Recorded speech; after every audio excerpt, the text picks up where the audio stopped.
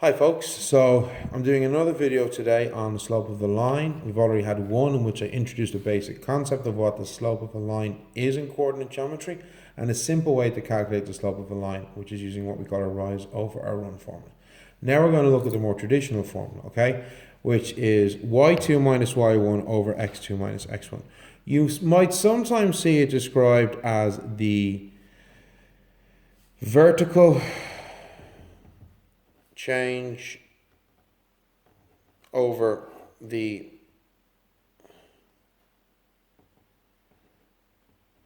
horizontal change, which is just a really funny way of saying the difference going up and down divided by the difference going across left to right. So look, this is a fairly simple formula. It's similar to some of the other formulas we've seen, such as our midpoint formula and our distance formula, in that yet again we're seeing this notation, x1, y1, x2, y2. So that means we are going to need coordinates. We're going to need two coordinates that we can sub those values in.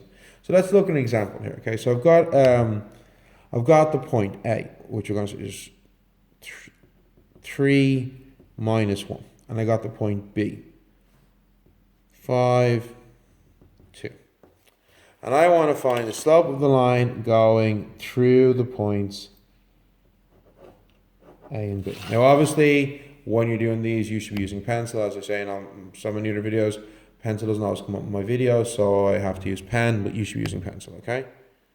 So, it's always the same. Step 1, label your points, okay? Step 2, sub the numbers into your formula. And then step 3, do the sum. Okay? So, our 2 points are A, 3 minus 1, and B, 5, 2. So step 1, label your points. x1, y1, x2, y2. There we go. Step 2, sub them into the formula. Well, our formula, m is equal to y2 minus y1 over x2 minus x1. So, well, what number did we label y2? This one here. So it's going to be 2 minus, what number did we label y1? This one here, minus 1. Now I'm subbing a minus into a formula that has a minus. So as always, whenever I do this, I stick the number in brackets, okay? Just so we don't make a sign error later on, folks, okay? Now, our bottom line, x2 minus x1. Well, what number did we label x2? 5. What number did we label x1? Is 3.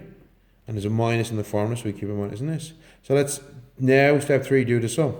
So first things first, let's deal with these two minuses here. Minus by minus is a plus, so the top line becomes 2 plus 1 over 5 minus 3. Well, 2 plus 1 is 3. 5 minus 3 is 2. And there you go, there's your slope. The slope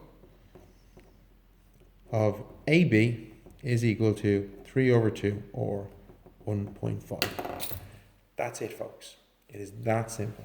The only things you need to worry about, two things you need to worry about. First thing is, don't do something stupid like labeling this x1, x2, okay? The first value of any coordinate is the x value. The second value of any coordinate is the y value.